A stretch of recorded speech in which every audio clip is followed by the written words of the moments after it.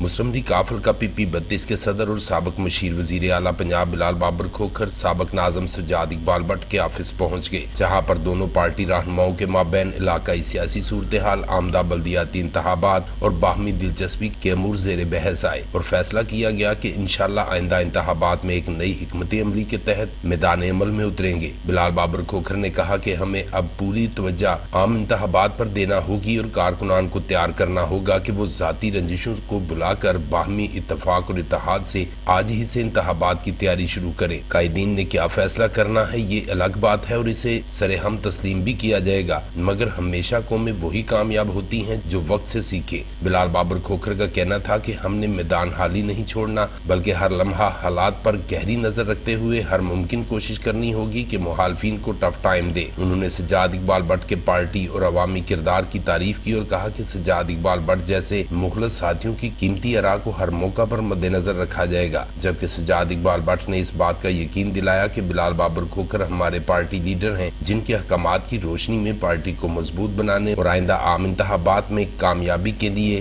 اپنی تمام تر صلاحیتیں صرف کریں گے۔ پرنس شاہد بھٹا، BB1 نیوز، جلال پور، جٹا۔